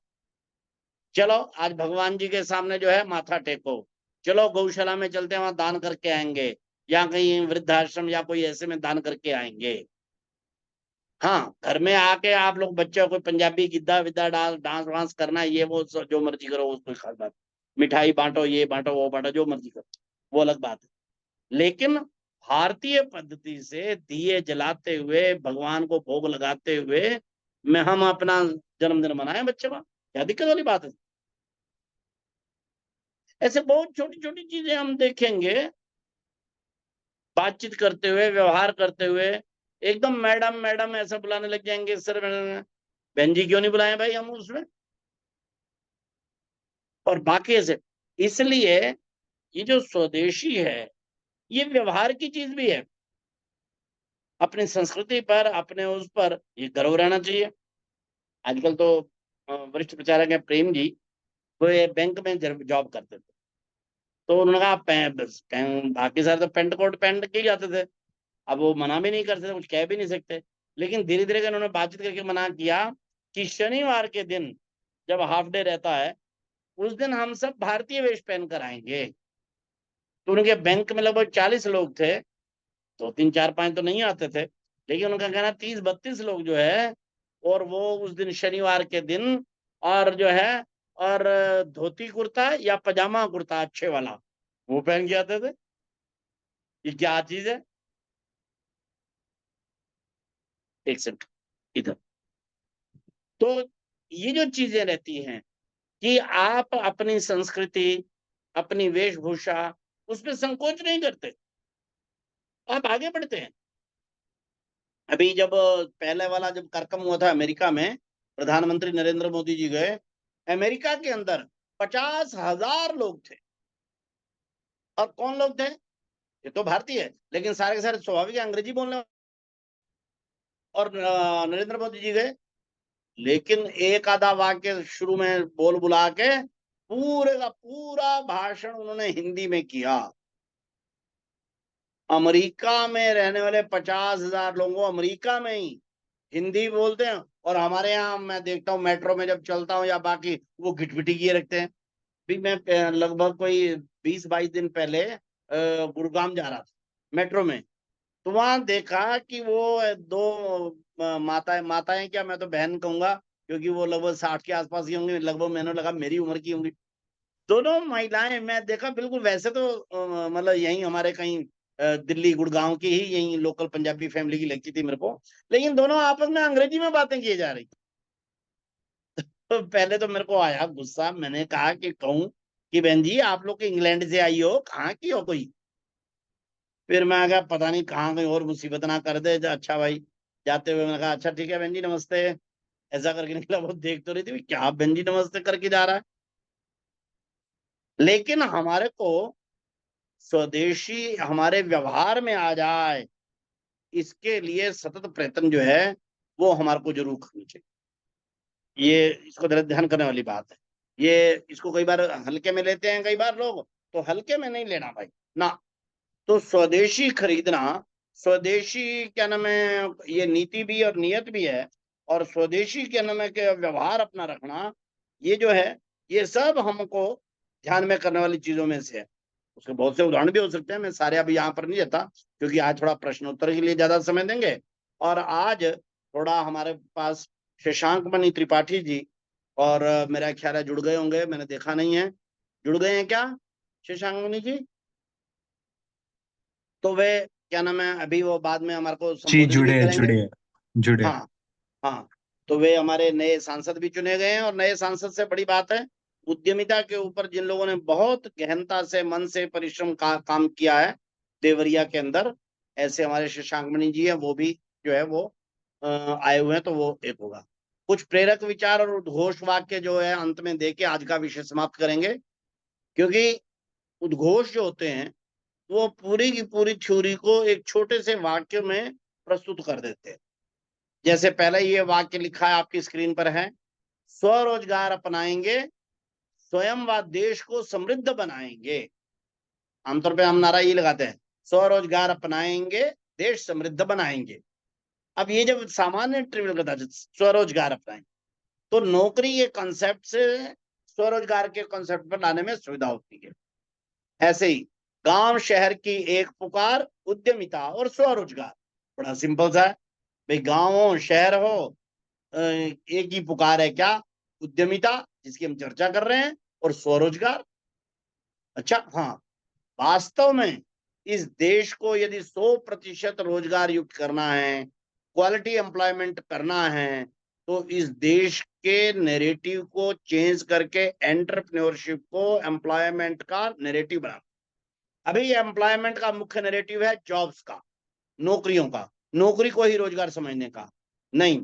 अभी रोजगार का क्या नाम है वो है नैरेटिव, वो है एंटरप्रेन्योरशिप, और उसका जैविक रूट या ऑर्गेनिक एंटरप्रेन्योरशिप, उसके लिए हम और प्रयत्न कर रहे हैं कि जिसमें आप अपने रिसोर्सेज, स्थानीय रिसोर्सेज, पर्सनल आंतरिक गुणों को, इनसाइड आउट की थ्योरी को अपनाते हुए आप बड़ी मात्रा में एंटरप्रेन्योरशिप करते हैं, और इस विषय में लाखों करोड़ों देश के युवा युवतियों को हम इस देश में चलाने में सफल हों।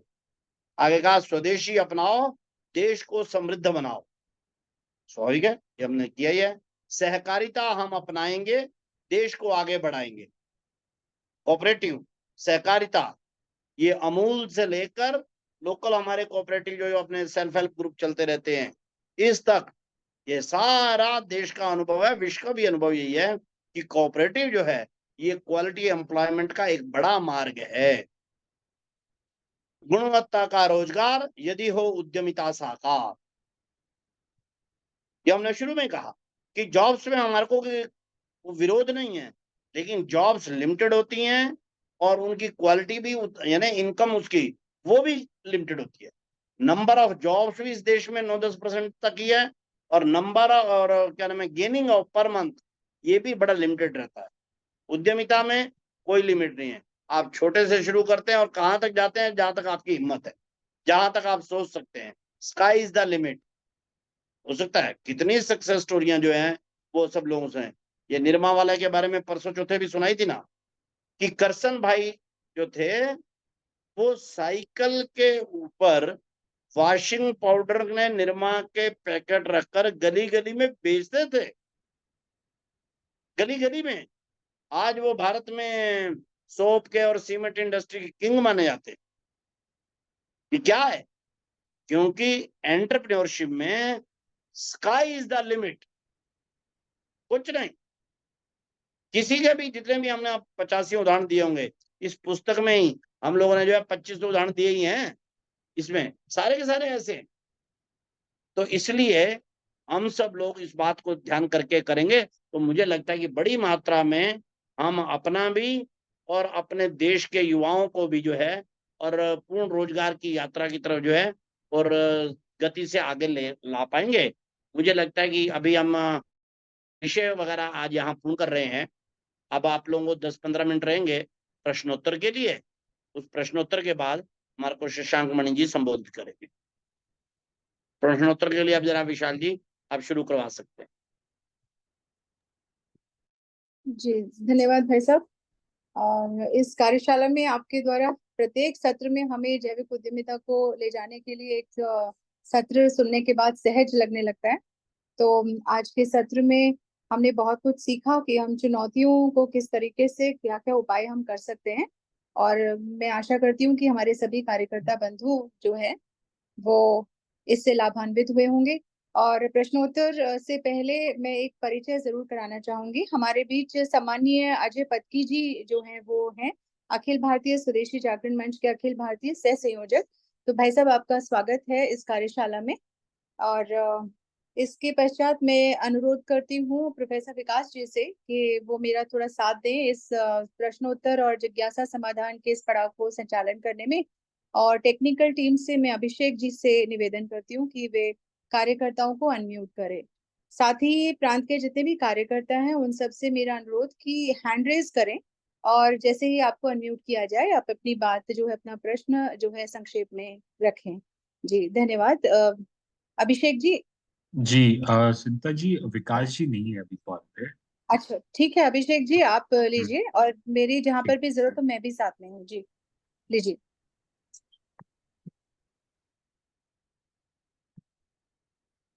जय हो नाम है इनका, अनम्यूट कीजिए अपने आप को। जय हो कौन है अनम्यूट कर सकते हैं अपने आप को? हाँ, हैंड रेज किया हुआ किसने?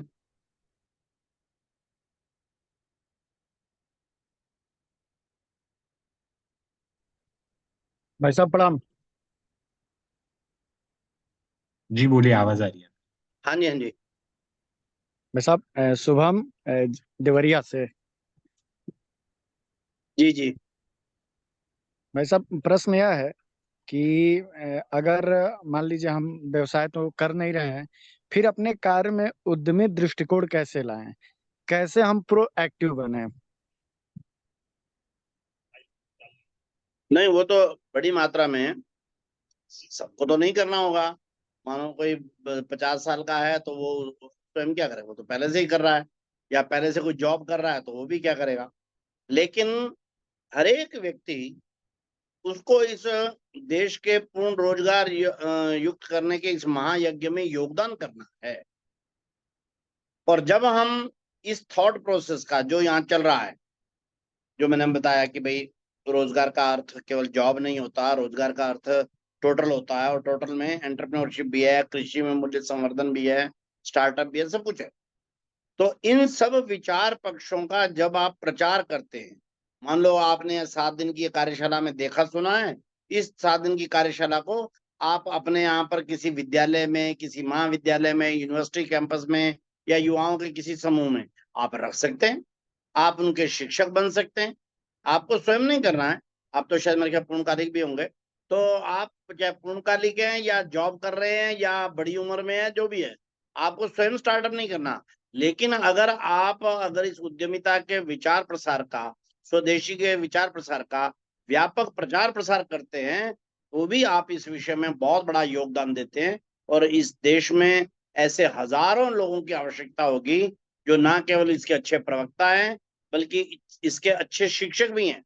हमारे को इस देश में हजारों युवा जो है एंटरप्रेन्योरशिप जैविक एंटरप्रेन्योरशिप के प्रशिक्षक और स्वदेशी के प्रवक्ता ऐसे तैयार करने हैं। उसमें हम स्वयं भी और हमारे मित्र बंधुओं का सर्कल भी वहां हो सकता है। जी हरिओम वर्मा जी। हाँ बोलो हरिओम जी, अनम्यूट करो अपने आप को।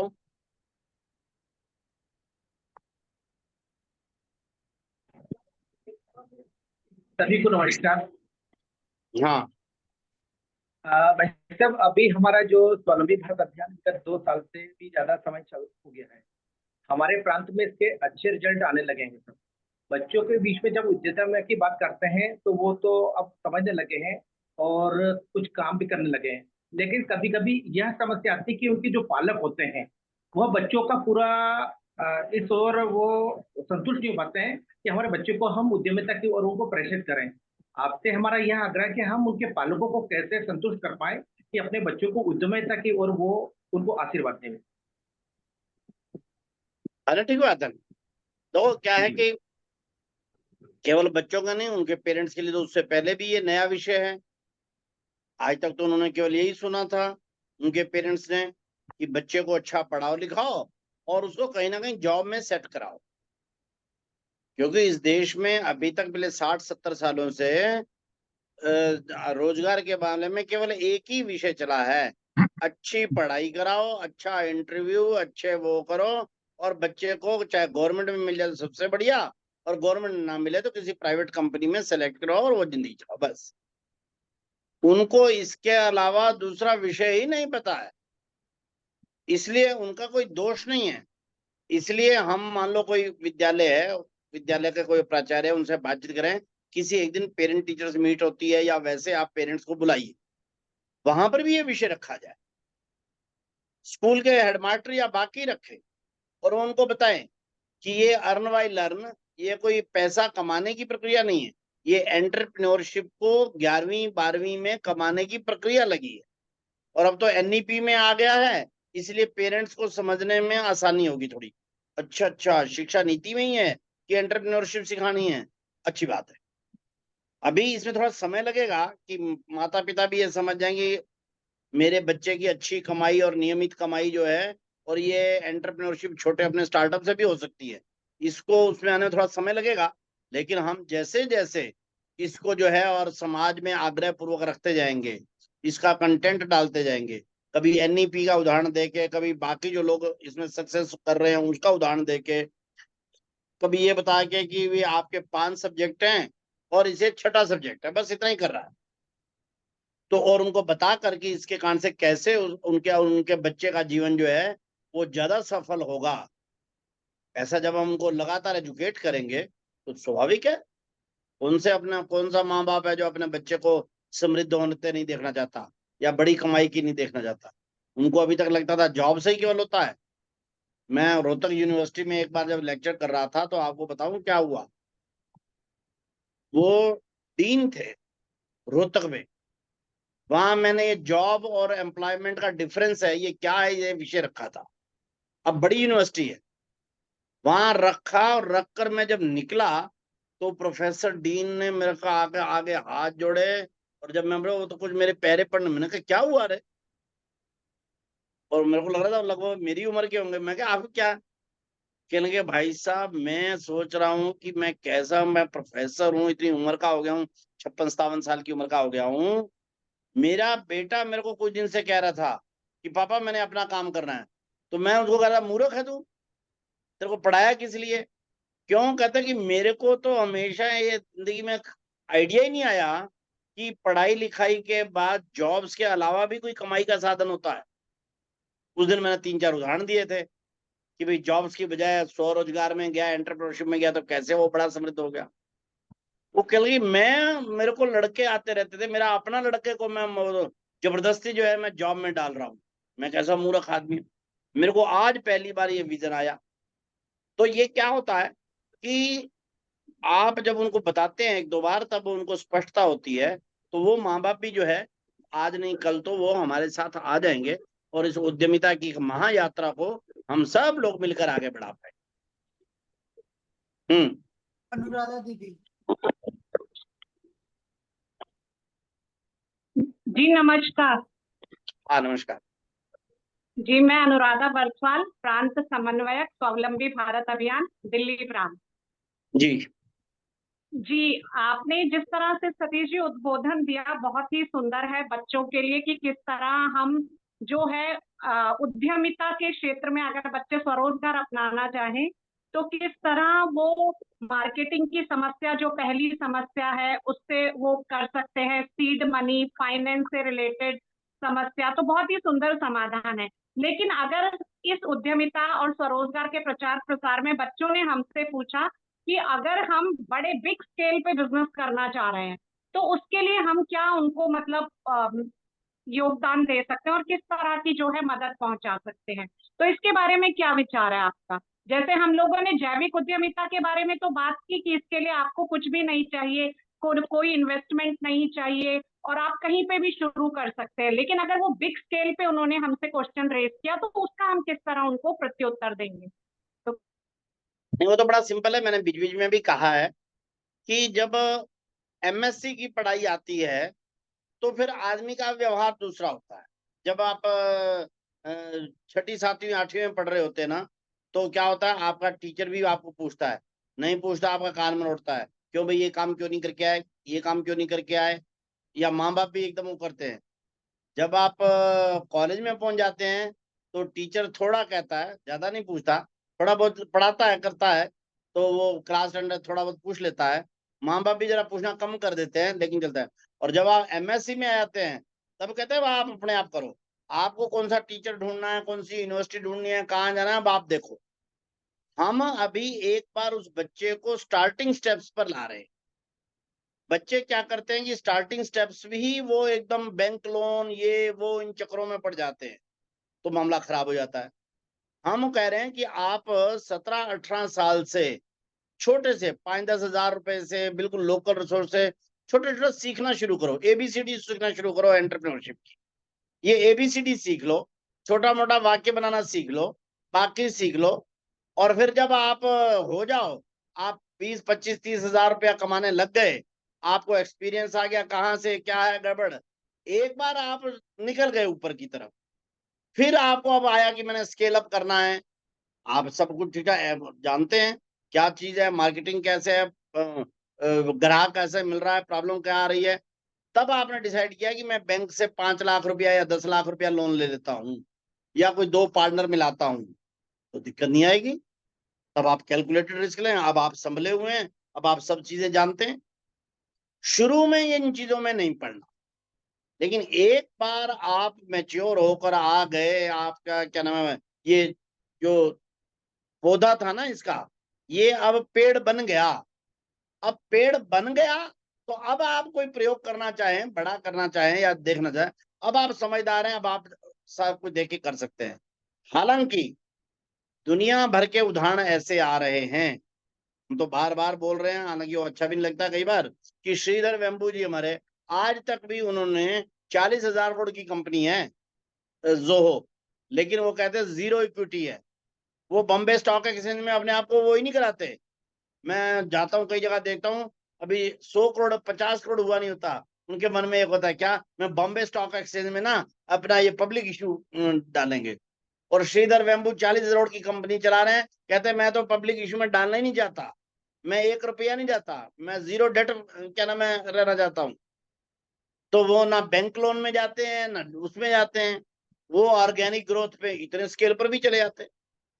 लेकिन मेरा कहना है कि अगर आप बड़े हो गए हैं और बड़ी उससे भी बड़ी छलांग लगाना चाहते हैं, तब आप अगर फाइनेंशियल इंस्टीट्यूशन से या बैंक से कुछ मात्रा में लेना चाहते हैं, फिर मैं बता रहा हूँ राइडर हमारा है कि एक रेशो से ज्यादा मत लेना तब भी, लेकिन तब आप कुछ मात्रा में लोन या बाकी कुछ इक्विटी वगैरह में करते हैं तो देन नो प्रॉब्लम। आप गवर्नमेंट की सब्सिडी का कोई उपयोग करना चाहते हैं, तब आप मैच्योर हो चुके हैं, अपना निर्णय आप अच्छे ढंग से ले सकते हैं। बस। हिमांशु शेखर झारखंड। हाँ बस ये लास्ट होगा क्योंकि फिर जरा समय रह जाएगा।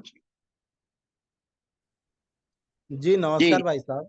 हाँ हमारा नमस्कार। जिज्ञासा ये था कि जैविक उद्यमिता में क्या है कि स्टार्टिंग से ही ऑनलाइन बिजनेस किया जा सकता है क्या? अरे क्यों नहीं, हाँ ये जरा ध्यान करना भाई। जब मैं कहता हूँ कि जैविक उद्यमिता, इसका मतलब ये नहीं कि ऑनलाइन बिजनेस या कोई बड़े बिजनेस नहीं किए जा सकते, ना ना, बड़े आराम से किए जा सकते हैं। ये देखो इसी में ही एक है, अगर आप लोगों ने पढ़ा होगा इस 80 पृष्ठ पर ट्रिम स्टोर का एक उदाहरण स्टोरी दी हुई है यहाँ दिख रहा है कि नहीं दिख रहा, ट्रिम स्टोर।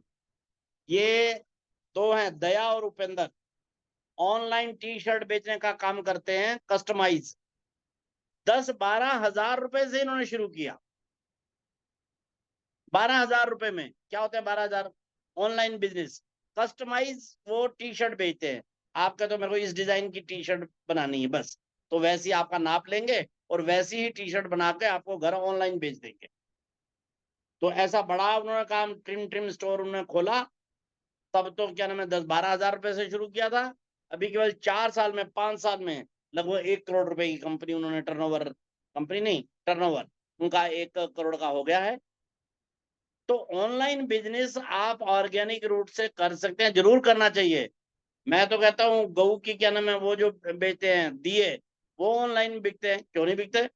गऊ के गोबर की टिक्कियां बिकती हैं ऑनलाइन, क्या दिक्कत है? तो ऑनलाइन कोई खराब चीज नहीं है, दैट इज ए टेक्नोलॉजी, उसका लोग यूज करते हैं, तो आप भी करिए। हाँ, ऑर्गेनिक पद से करिए, ये अलग बात।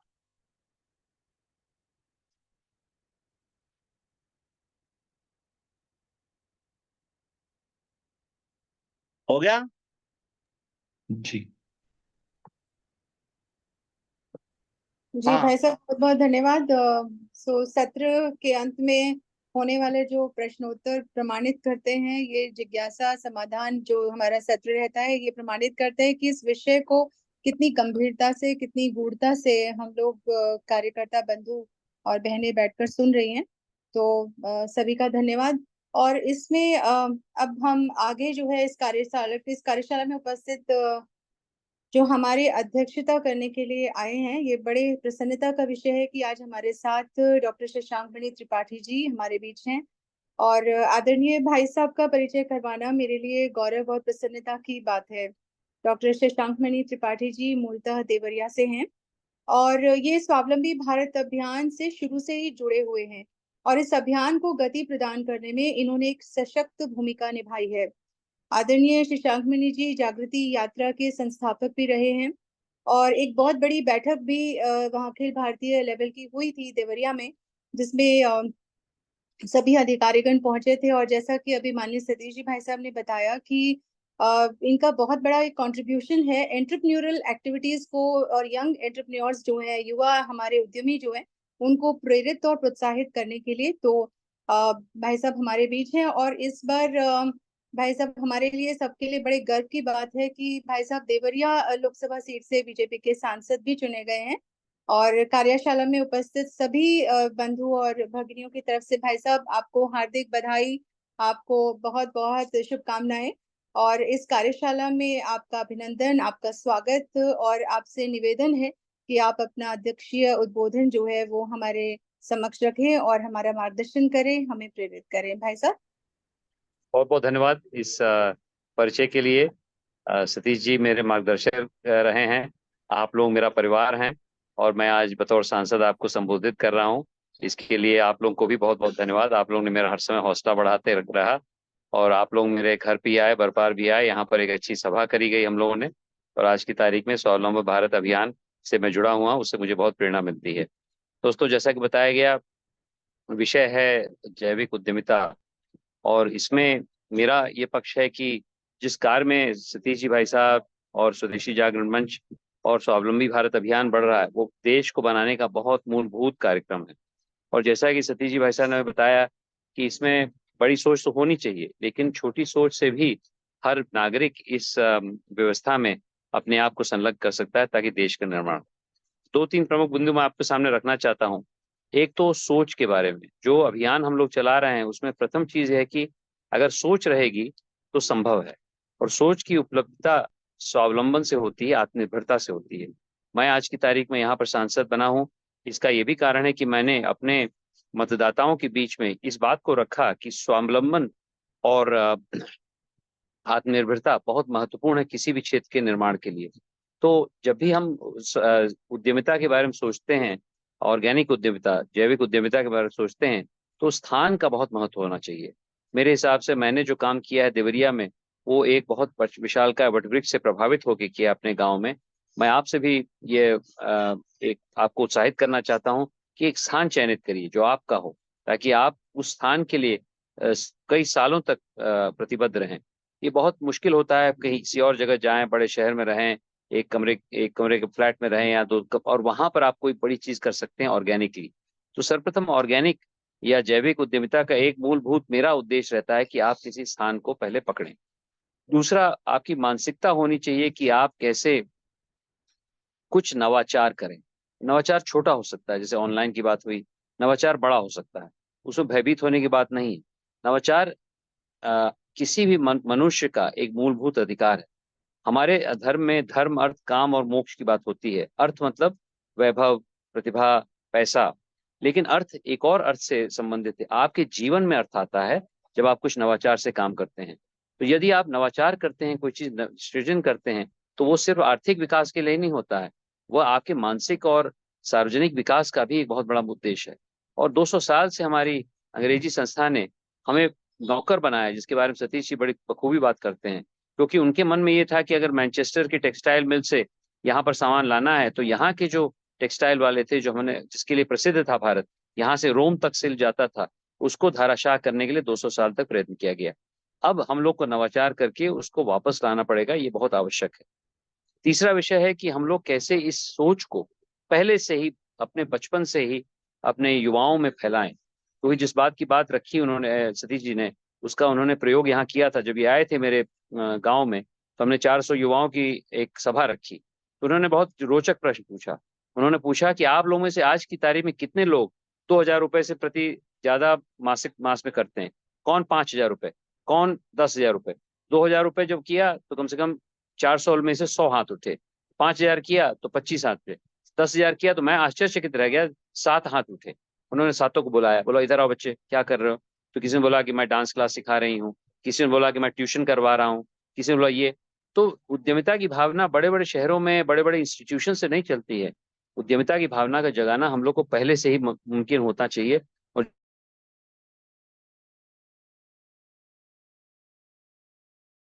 इन लोगों ने बचपन से ही उद्यमिता को अपनाया है। तो ये हम लोग की मानसिक परिवर्तन आना चाहिए कि जो नौकरशाही व्यवस्था या नौकरी के लिए 200 साल से हम लोग को गुलाम रखा गया, हम लोग सिर्फ नौकर बन के रह गए, उससे विपरीत हम लोग कैसे उद्यमी पहले से बने, ये एक मानसिक परिवर्तन है। और अंत में चौथा मेरा बिंदु रहेगा कि जैविक उद्यमिता के लिए अपनी संस्कृति को अपनाना पड़ेगा। आज की तारीख में जो आदरणीय प्रधानमंत्री जी ने हम लोग को सांस्कृतिक राष्ट्रवाद का नारा दिया है, कुछ हद तक मैंने भी अपने संसदीय क्षेत्र में इसके बारे में चर्चा की है। उसमें संस्कृति का बहुत बड़ा योगदान। एक उदाहरण देता हूँ, विश्वकर्मा भगवान के बारे में हम सब नहीं जानते हैं, लेकिन विश्वकर्मा भगवान निर्माता भगवान है। उन्होंने निर्माण की भावना से पूरे विश्व को बनाया। वो ब्रह्म के बेटे थे। उसके बाद उनकी 5 संतानें थी। इसके बारे में कितने लोगों को मालूम है? उसी तरह हम लोग किस प्रकार से अपनी संस्कृति को लेके, जैसे यहाँ पर संस्कृत भाषा का बड़ा प्रयोग होता है, लेकिन वो लुप्त होती जा रही है। अगर उसको हम लोग आगे नहीं बढ़ाएंगे, उससे आगे नहीं बढ़ पाएंगे, तो हो सकता है वैदिक मैथ्स, आयुर्वेद, इन सब चीजों में पीछे चला जाए। तो नवाचार की भावना अपनी संस्कृति से जोड़ के करेंगे तो जैविक उद्यमिता में भी आगे प्रवाह आएगा। दोस्तों, मैं इतना ही कहूंगा आज की तारीख में। मैं कहीं बाहर किसी प्रोग्राम में भी हूँ, लेकिन उससे मुझे कोई दिक्कत नहीं है। मैं अपने उद्बोधन में बहुत लंबा नहीं खींचना चाहता हूँ, क्योंकि समय का भी सीमा है। मैं, अगर आप लोगों का 1-2 प्रश्न हो या सतीश जी मुझसे कुछ और कहलवाना चाहते हैं, मैं एक बात और कहता हूँ, 5वीं बात, कि मेरा जो केंद्र है यहाँ पर, उद्यम केंद्र देवरिया में, जिस गांव में मैं रह रहा हूँ, अभी करीब 1 घंटे में वहां पहुंच जाऊंगा। बहुत विशालकाय वटवृक्ष है। उसी के बगल में 6 एकड़ में मैंने एक बहुत बड़ा उद्यम केंद्र खड़ा किया है। और स्वावलंबी भारत अभियान के सौजन्य से 3 उपकेंद्र मैंने और खड़े किए। एक देवरिया सदर में है, राघव नगर में, एक तमकोही में है, और एक गोरखपुर में है। और इसी के साथ साथ अभी पैसा मिला है 4 अन्य जिलों में, संत कबीर नगर, महाराजगंज, मऊ और बलिया में हम लोग उपकेंद्र खड़ा कर रहे हैं। और उसके साथ 3 और जनपद में, आजमगढ़, सिद्धार्थनगर और बस्ती में भी हम लोग खड़ा करेंगे। तो 10 जिलों में यदि हम तंत्र खड़ा कर रहे हैं, तो आप सब आमंत्रित हैं, आइए, उससे सीखिए। उससे भी कई सीख हैं जिसके लिए मैं आपको प्रोत्साहित करूंगा, आइए। और अंत में ये भी कहूंगा कि मेरी जो यात्रा है, जिसके बारे में उल्लेख किया गया है, जो नवयुवकों को पूरे देश का भ्रमण कराती है, पिछले 16 साल से ये यात्रा चल रही है अनवरत। 8000 किलोमीटर मैं चलता हूँ। रोचक बात यह है कि यहाँ पर आने के पहले मैं रेलवे स्टेशन ही गया था, क्योंकि वहां निरीक्षण कर रहा था, वहां कुछ नवीनीकरण हो रहा है।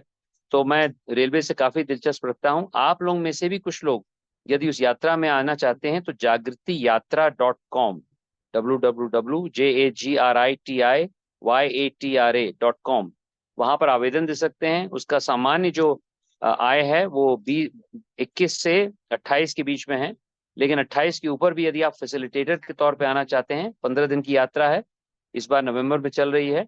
दक्षिण कन्याकुमारी, फिर मदुराई, फिर बेंगलोर, फिर चेन्नई, फिर विशाखापट्टनम, फिर बहरामपुर, फिर नालंदा, फिर देवरिया, और फिर उसके बाद दिल्ली, तिलोनिया, साबरमती होते हुए वापस मुंबई जाती है। विश्व की सबसे बड़ी रेल यात्रा है, 16 साल से अनवरत चल रही है।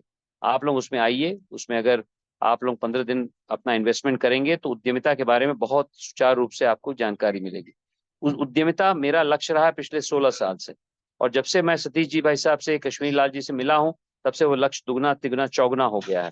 इसलिए मैं चाहता हूं कि आप लोग किसी न किसी तरह देवरिया आइए, जहां पर आप लोगों को वट वृक्ष की छाया में हम लोग उद्यमिता के बारे में बात करेंगे, और वहां नहीं हो तो आप लोग जागृति यात्रा में अवश्य आइए। इसी आशा और विश्वास के साथ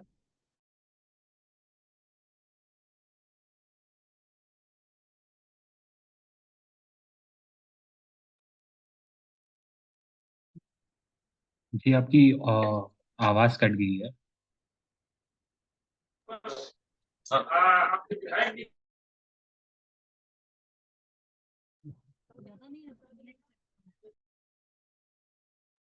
हाँ, बहुत अच्छा है, विषय पूरा हो गया।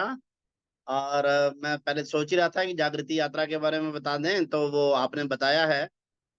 मुझे लगता है कि हम सब लोगों को भी ये जरा प्रेरणा लेनी चाहिए कि जो दुनिया की बड़ी बिग 4 कंपनी है उसके आप वाइस प्रेसिडेंट थे, और वहां से छोड़कर अब पूरी तरह से 100% नहीं 200% स्वदेशी हो गए। अब देवरिया की मिट्टी और वहां का सारा क्षेत्र, आप वहां जाएं कभी, बाकी लोग भी कभी देखेंगे, मैं बनाऊंगा कोई कार्यक्रम इनका भी। और हम सब लोगों को तो आजकल प्रसन्नता इस बात की भी है कि भाई आप सांसद चुने गए हैं। और लेकिन मैं बाकी भी यहाँ पर बैठे जो 250 लोग हैं अपने, उनको मैं बताना चाहता हूँ भाई कि उद्यमिता के प्रति सारे देश में जो अपने कार्यकर्ता लगे हुए हैं, उनमें मैं कह सकता हूँ कि जिनके मन में उद्यमिता पूरी तरह से बसी हुई है और वो वास्तव में इस देश को उद्यमिता की राह में लाने के लिए अपना सर्वस्व लगाने का मन में ठाने हुए हैं, तो उनमें हमारे शशांक मणि त्रिपाठी और देवरिया के उन 10 जिलों में, यानी गोरखपुर का हमने पूरा एक प्रांत उनको, हमारा जो गोरखपुर प्रांत है, ये पूरा प्रांत उनको समर्पित किया है कि इस प्रांत की सारी जिम्मेवारी इस प्रांत में पूर्णकालिक रखने, इस प्रांत में केंद्र चलाने, स्वावलंबन केंद्र चलाने, वे सब शशांक जी और उनकी टीम जो है वो वहां कर रही है। पहले कुछ 4 जगह चल भी रहे हैं, और उसके जैसे अभी आप बता भी रहे थे, अब आप उसका तेजी से एक्सपेंशन करेंगे भी सही, तो बहुत अच्छा हो गया। आज आप आए, सब लोगों का मनोबल, बाकी कार्यकर्ताओं का भी बढ़ा, सबको अच्छा लग रहा है कि हमारी टीम के मुखिया जो है और वो ऐसे ऐसे आगे वहां पहुंच गए हैं, तो अच्छा है। ठीक है, हाँ, अब जरा इसको जनता की तरफ लें। जी भाई साहब, बहुत बहुत धन्यवाद। बहुत ही संक्षिप्त और सुंदर और प्रेरक आपका उद्बोधन रहा, अध्यक्षीय उद्बोधन। आपका बहुत धन्यवाद। और जैसे भाई साहब ने सारा विस्तार से बताया ही है, और हम सब लोग जरूर देखना चाहेंगे, आपके यहाँ पर आना चाहेंगे। और इसी के साथ आपका धन्यवाद पुनः। आज का ये सत्र जो है, आज का छठा सत्र अपने इस कार्यशाला का अत्यंत महत्वपूर्ण और बहुत ही उपयोगी रहा। और कल इस कार्यशाला का अंतिम सत्र रहेगा। तो मेरा सभी अपने बंधुओं और सभी बहनों से मेरा आग्रह है कि वे सब समय से इस सत्र में जुड़े और इसके लिए एकत्रित हों। और इस सत्र के अंत में हम इस सत्र को समाप्त करते हैं कल्याण मंत्र के साथ। और आज कल्याण मंत्र मैं स्वयं ही लूंगी। कल्याण मंत्र के लिए एक हम मिनट, सब। एक मिनट बहन जी। जी भाई साहब। बहन जी, एक मिनट। हाँ, भाई सभी कार्यकर्ता बंधु कल जरा इसका ध्यान रखें इस बात का कि कल का विषय जो है वो भारत @2047 है। इसलिए जो रजिस्टर नहीं भी किया हुआ है, ऐसे सब लोगों को कल को हमारे को जोड़ना चाहिए।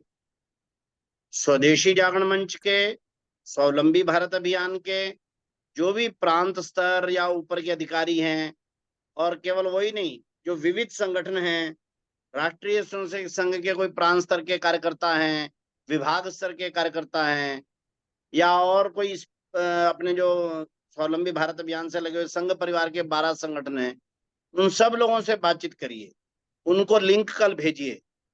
तो कल का विषय उद्यमिता से आगे अंतिम दिन है और उस दिन कल अपने अखिल भारतीय संयोजक और वो भी रहेंगे, तो हम सब इसका ध्यान करें कि कल का विषय विशेष है और अंतिम दिन भी है, तो इसलिए सब लोगों ने प्रयत्न करके सब लोगों को सूचनाएं और लिंक भेज के और कल जुड़वाना चाहिए, इसका ध्यान करेंगे। एक आज अपने अखिल भारतीय सह संयोजक श्रीमान अजय पतकी जी भी आए हुए हैं, और अगर अजय पतकी जी को क्या नाम है होस्ट बनाया है क्या, वे बोल सकते हैं क्या 2-4 मिनट?